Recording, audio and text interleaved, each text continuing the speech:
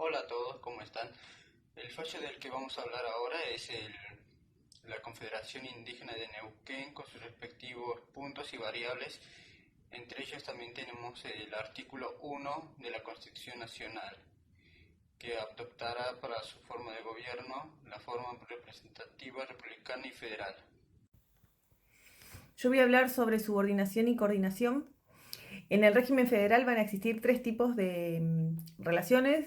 La primera, la de subordinación, donde el ordenamiento local debe respetar el ordenamiento federal. Por ejemplo, existe una relación de subordinación con la Constitución Nacional, con la cual, frente a la Constitución, todas las provincias van a tener una relación de subordinación. Y también vamos a tener relaciones de subordinación cuando hayan normas medioambientales en toda la nación. Donde la nación puede poner un piso mínimo para obligar a respetarlo. Seguidamente tenemos relaciones de participación federal que se da en lo que es la Cámara de Senadores, por ejemplo, la Ley de Coparticipación Federal de Impuestos, donde participan las provincias en el gobierno federal.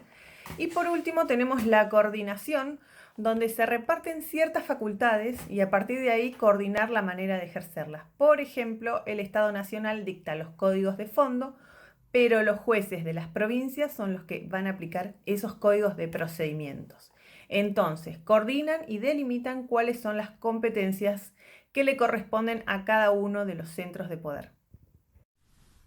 Podríamos decir que son aquellas competencias que pueden ser ejercidas tanto por el gobierno federal como provincial, siempre que su ejercicio simultáneo no resulte incompatible. En tal caso, se ha comprendido que prevalece la competencia federal por sobre la provincial por la supremacía establecida en el artículo 31 de la Constitución Nacional, como por ejemplo la competencia relacionada a la protección del medio ambiente, donde corresponde a la nación establecer los presupuestos mínimos y a las provincias las necesarias para garantizarlas, regularlas por encima de ese piso mínimo establecido por la nación, ¿no? En este sentido, las provincias no podrían establecer menos derechos que los establecidos por nación en ese piso mínimo.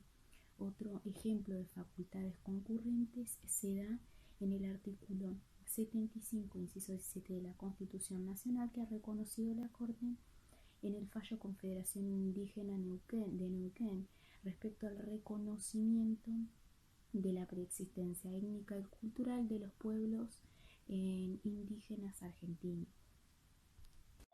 En el hecho tenemos como garantía el artículo 75, inciso 17 de la Constitución Nacional, que habilita a las provincias a ejercer ciertas atribuciones que le corresponde al Congreso, a reconocer la persistencia étnica y cultural de los pueblos indígenas. La Confederación Indígena de Neuquén solicitó a la Corte Suprema la inconstitucionalidad del Decreto Ley número 1184 del 2002, que fue emitido por la provincia de Neuquén, lo cual este decreto reglamentaba la Ley Nacional de la Política Indígena. Además, la Confederación argumenta que impone una carga mayor a la que está definida en la Ley Nacional. También omite la autoidentificación como criterio fundamental para la inscripción. La Confederación ordenó que se emitiera un nuevo fallo siguiendo el enfoque dado por la Corte, pero el tribunal desconoció parcialmente las órdenes de la Corte. Compatibilidad. La Corte dijo que tanto la nación como las provincias pueden reglamentar en materia de derechos de pueblos originarios, y siempre que no implique por parte de las provincias una contradicción o disminución de los estándares mínimos establecidos en el orden normativo federal. Con lo cual la Corte declara la inconstitucionalidad de la norma de la provincia de Neuquén porque contradice el umbral mínimo establecido por la nación, y determinó que las provincias pueden ejercer concurrentemente las atribuciones establecidas en el artículo 75, inciso 17 de la Constitución Nacional, reconocer la persistencia étnica y cultural de los pueblos indígenas argentinos.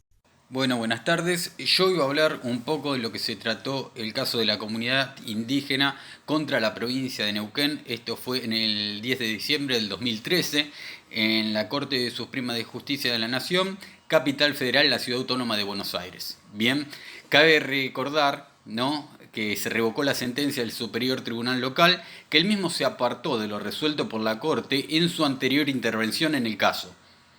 ¿Qué es lo que ocurrió? Con esto dejó sin efecto por arbitraria la sentencia que se rechazó la demanda.